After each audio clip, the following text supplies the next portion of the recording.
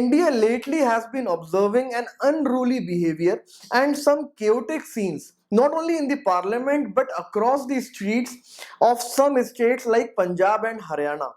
तो क्यों है इतना anger among the farmers and also among the opposition parties? This anger is basically because of three farm bills that have been tabled in the parliament by government, and two of these bills have already been passed by the parliament on Sunday recently. So in this video today we are going to discuss the key provisions of all the bills along with the expected benefits जो government कहती है कि इससे मिलेंगे to the farmers and to the entire agriculture sector, along with issues that have been raised not only by farmers opposition parties but also by few agriculture experts. So these three bills were actually brought in as ordinances to enforce the agriculture related reforms. ये reforms announce किए थे government ने in the month of May through its आत्मनिर्भर भारत अभियान package. उन reforms को enforce करने के लिए गवर्नमेंट ऑर्डिनेंस लेके आई थी और उन ऑर्डिनेंसेस को एक परमानेंट या परमानेंसी देने के लिए इन बिल्स को अब टेबल किया गया है पार्लियामेंट में. So these three bills are related to trade and commerce, essential commodities and contract farming. So let us pick first bill and discuss it in detail. First bill is trade and commerce. Trade and commerce bill में तीन key objectives हैं. So its objectives are threefold. First objective is to break the monopoly of APMCs. APMCs are agriculture produce marketing committees. Second key provision of this bill is to prohibit state governments or the APMCs from levying any kind of tax, fee or cess on trade conducted outside the APMC areas.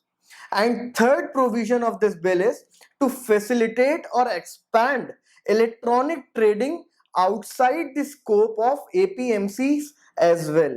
So before coming to the benefits and issues of this particular bill, let us first discuss about APMCs so as to develop our understanding in a better and lucid manner. APMCs का basic objective था to protect farmers' rights.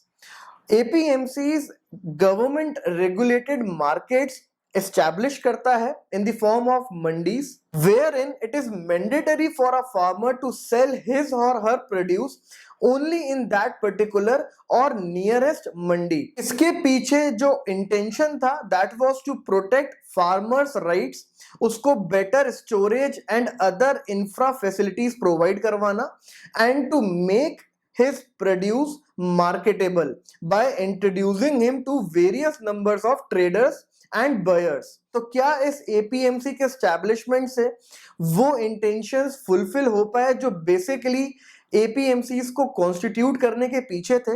The ground reality is quite different actually. Ground realities ये कहती हैं कि APMCs का जो coverage area है at present it is near about 500 square kilometres. लेकिन national commission on farmers 2006 which was constituted under the chairmanship of MS Swaminathan, उसने recommend किया था कि coverage area of each and every APMCs should not be more than 80 square kilometer. So the present coverage area of APMC is too large for a farmer to bring his or her produce cost effectively and cost efficiently to that particular mandi. अभी farmer की काफी ज्यादा transportation cost लग जाती है अपने produce को APMC या मंडीज तक ले जाने में, जस्ट बिकॉज एपीएमसी फार्मर के नजदीक नहीं है. और क्या इश्यूज हैं इसके अलावा एपीएमसीज में? देन एपीएमसी का जो सबसे मेजर इशू नेक्स्ट आता है दैट इज ऑफ कार्टेलाइजेशन. जो इंटेंशन में बात करी गई थी of the APMC that APMC will provide multiple traders और बायर टू अ फार्मर, वो अकम्प्लिश नहीं हो पाया है because of the cartelisation. Now APMCs में न्यू ट्रेडर्स की एंट्री बहुत ही डिफिकल्ट है बिकॉज एग्जिस्टिंग ट्रेडर्स ने अपना कार्टेल्स फॉर्म कर लिए हैं which restrict farmers from getting more choices and more selling options. इसके अलावा next is the problem related to the infrastructure of the APMCs. Just because APMCs ने since their existence monopoly को enjoy करा है. They have not paid much attention to the storage and other infra facilities out there. Now coming back to the trade and commerce bill and its benefit, first benefit is promotion of barrier free interstate trade and intra-state trade. तो अब farmers के पास ऐसा कोई compulsion नहीं होगा कि उन्हें APMCs या नियरेस्ट मंडी में ही जाके अपना प्रोड्यूस को सेल करना है. ऑल्टरनेटिव मार्केट्स अब बनने स्टार्ट हो जाएंगे in the areas in and around APMCs जहां पे फार्मर अपना प्रोड्यूस सेल कर सकता है. So this basically has given farmer more choice and it basically has extended farmers rights. Second benefit is reduction of marketing and transportation cost. अब farmer को longer distance नहीं travel करना है to sell his और her own produce. वो nearest available market में भी जाके अपना प्रोड्यूस सेल आउट कर सकता है. इसके बाद जो बेनिफिट आता है that is the extension of electronic trade. तो इलेक्ट्रॉनिक ट्रेड जो अभी तक रेस्ट्रिक्टेड था इन द एपीएमसी एरियाज और द मंडीज, वो अब मंडी और एपीएमसीज के बियॉन्ड भी अवेलेबल होगा. तो इससे बेसिकली फार्मर्स को फायदा होगा and it will also be good for the buyers. So these were the benefits of the trade and commerce bill. Now what are the issues that have been raised by farmers, opposition parties and some of the agriculture experts with respect to the trade and commerce bill? तो पहला issue जो यहाँ पे raise हुआ है that is loss of revenue for the states. अगर farmer को आप अलाउ कर दोगे मंडी के बाहर ट्रेड करने के लिए, तो जो एपीएमसीज रेवेन्यू अर्न करती थी या रेवेन्यू जनरेट करती थी through the levy of cess, tax and market fee, वो अब रेवेन्यू जनरेट उतना नहीं हो पाएगा because farmer will now be having alternative choices to sell his or her own produce. So this is the first issue raised by the experts. Second is that this entire scheme can eventually lead to the elimination of MSP or the minimum support price mechanism. तो इसके बारे में basically ये कहा जा रहा है कि जब फार्मर ऑल्टरनेटिव मार्केट्स में या उन मार्केट्स में जाके सेल करेगा which are beyond APMC regulation, तो वहां पे उसको एमएसपी पे प्राइसेस नहीं मिलेंगी. There the prices would be determined by the market forces and in this manner eventually MSP ने जो अभी तक इफेक्टिव रोल प्ले किया है वो eliminate हो जाएगा with the gradual passage of time. So these were some of the issues and benefits, also key provisions of trade and commerce bill. Now coming on to the second bill, that is the contract farming bill. इस bill के again threefold objectives हैं. First is the framing of agreement. तो यहाँ पे farmers को allow करता है bill to get into the agreement with buyers, retailers, traders और एनी इन्वेस्टर जो फार्मर के साथ एग्रीमेंट करना चाहता है. इस एग्रीमेंट की जो टेन्योर है वो यहाँ पे मेंशन्ड है. Minimum period for this kind of agreement should be at least 1 crop season and maximum can be of 5 years. So this basically formalizes the contract farming in India. Second objective of this bill is clear articulation of pricing in the agreement. तो जो भी prices होंगी वो पहले ही agreement में लिखी होनी चाहिए. This has been mandated by this new contract farming bill. So this definitely will be in favour of farmers because अभी तक जो कॉन्ट्रैक्ट फार्मिंग के चैलेंजेस या इश्यूज थे उसमें सबसे बड़ा इशू यही था कि जो प्राइसिंग है वो फार्मर्स के फेवर में नहीं हुआ करती थी. तो क्योंकि अभी एग्रीमेंट में पहले ही प्राइसेस मेंशन्ड होंगी, देन अ बायर और trader will be legally liable to pay that amount to the farmer. Next and the most important provision of this bill is dispute settlement. तो अब एक फॉर्मल कंसाइलेशन बोर्ड एंड एक formal कंसाइलेशन process establish किया जाएगा through this bill जो farmer की legal rights को ensure करेगा. यहाँ पे बेसिकली 3 बॉडीज बनाई जाएंगी जहां पे अपील जाएगी in case of any dispute. तो first is the conciliation board, second is the SDM or the sub divisional magistrate and third is the appellate authority. तो एक hierarchy establish करी गई है through this bill and a key provision is also mentioned under this that under no circumstances a decision would be made against the farmer's land to recover any kind of dues. तो farmer की land के regarding कोई भी decision नहीं आएगा जो land के against में जाए, चाहे रिकवरी ऑफ ड्यूज कितनी भी हो या किसी भी प्रकार के ड्यूज की हो. So this is a good thing for the farmer, because अभी तक ये सारी चीजें रेगुलराइज्ड नहीं थी, कहीं पर भी फॉर्मल मैनर में मेंशन नहीं थी. तो अभी तक जो कॉन्ट्रैक्ट फार्मिंग एग्रीमेंट साइन होते थे वो नॉर्मल जुडिशियल प्रोसेस से होते हुए जाते थे, जहां पे फार्मर के लिए काफी डिफिकल्ट होता था फाइट करना with the big traders, buyers or companies.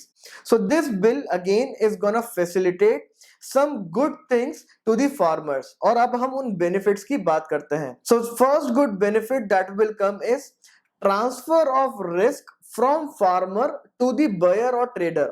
अगर फार्मर अग्रीमेंट करता है किसी बयर या ट्रेडर के साथ, तो जो प्राइस का रिस्क है वो बयर और ट्रेडर का होगा, बिकॉज प्रोविजंस में क्लियर मेंशन है कि प्राइसिंग आप एग्रीमेंट में पहले ही मेंशन करेंगे.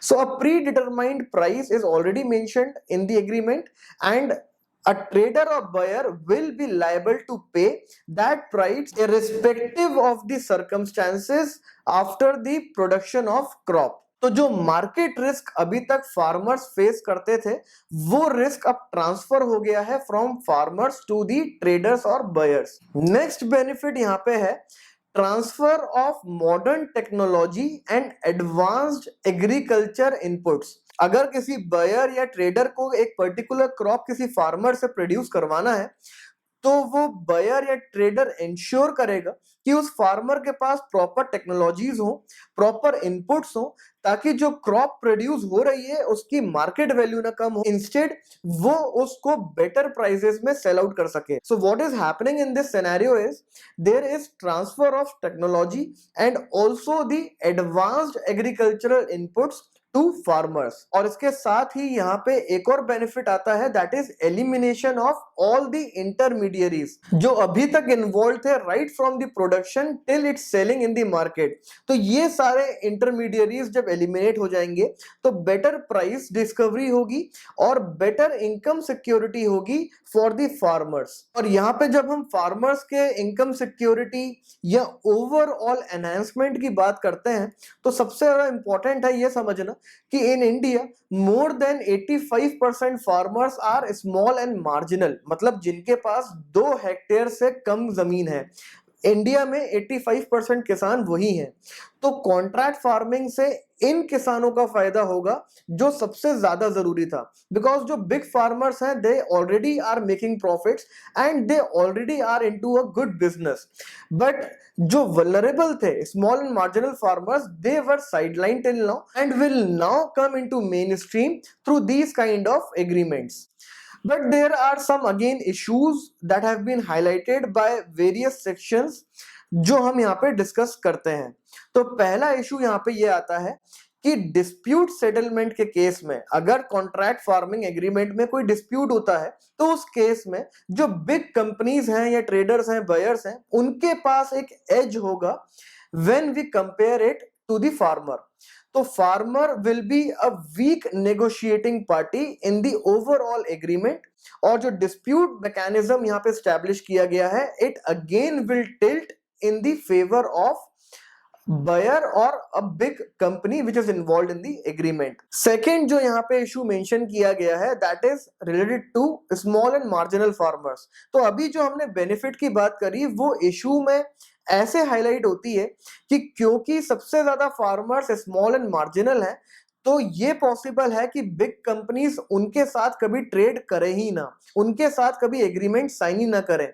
वो बिग फार्मर्स के साथ ही एग्रीमेंट साइन करेंगे and again these small and marginal farmers will be sidelined. तो this is a possibility definitely, but can be eliminated और prevented through effective interventions by the government. इसके साथ जो बाकी इश्यूज आते हैं कॉन्ट्रैक्ट फार्मिंग में, they are basically related to disparities. पहला है जेंडर बायसनेस. कॉन्ट्रैक्ट फार्मिंग में आज तक ऐसा ऑब्जर्व किया गया है कि वो मेल फार्मर्स के साथ ज्यादा करी जाती है than female farmers, and due to feminisation of agriculture in India, female farmers would be at loss because of inherent gender biasness in the contract farming agreements observed at least till now. Next are the disparities related to crop and region. तो contract farming big companies वहीं पे operate करेंगी जहां पे वो profit fetch कर सकें, and this is how there would be regional disparities and crop disparities as well.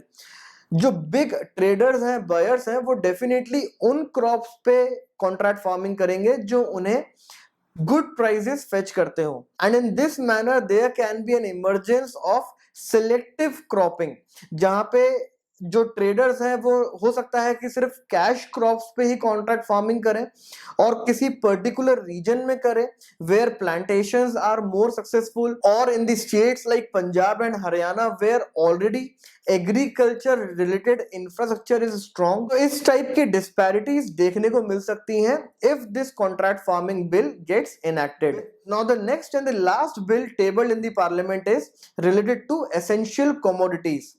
तो एसेंशियल कमोडिटीज बेसिकली कॉन्स्टिट्यूट किया गया था through the essential commodities act of 1955, and it imposes stock holding limitations और restrictions. तो extreme price rise ना हो किसी crop का या किसी कमोडिटी का, including crops, fertilizers and petroleum products. And now what the government is planning to modify through this bill is to restrict the scope of essential commodities. तो इस bill में ये मेंशन्ड है कि जो स्टॉक होल्डिंग रेस्ट्रिक्शंस इंपोज करती है central government, वो अब रेस्ट्रिक्टेड होगा only to the extraordinary circumstances. Extraordinary circumstances यहाँ पे मेंशन्ड है.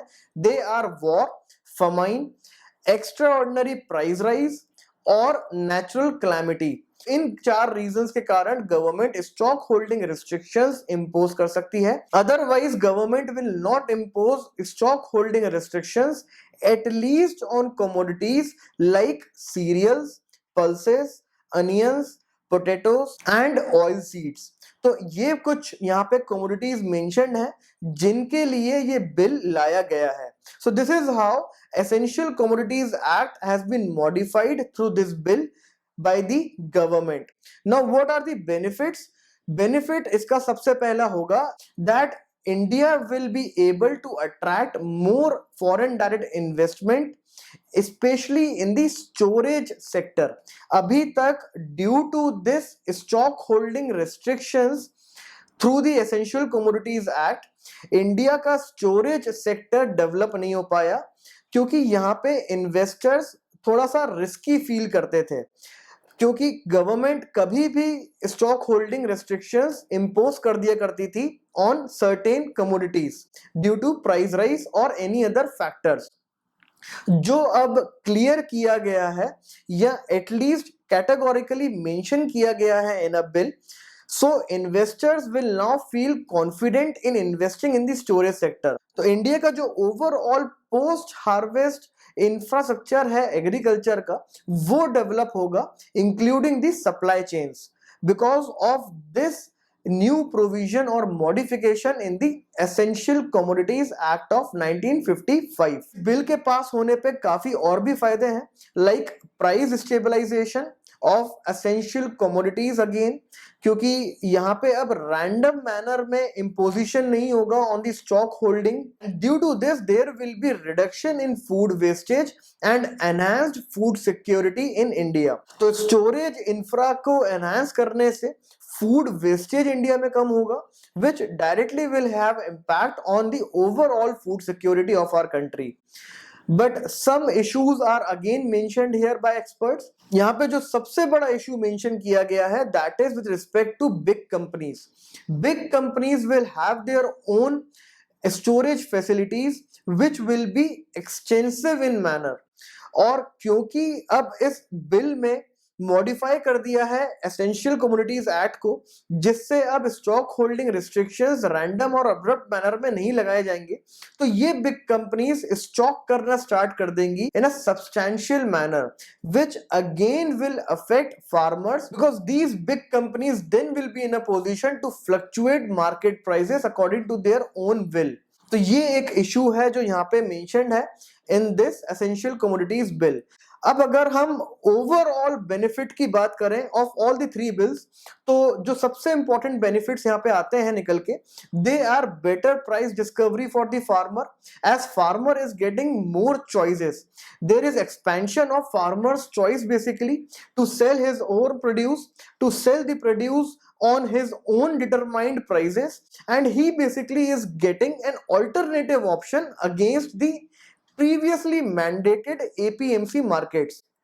तो फार्मर्स के पास क्योंकि यहाँ पे चॉइसेस का एक्सपेंशन देखने को मिल रहा है, तो उससे उसकी इनकम जनरेट ज्यादा होगी। There will be greater investment in the supply chains as inter state trade will now be more facilitative in nature after removal of the APMC's restrictions, and overall there would be liberalization of farm markets।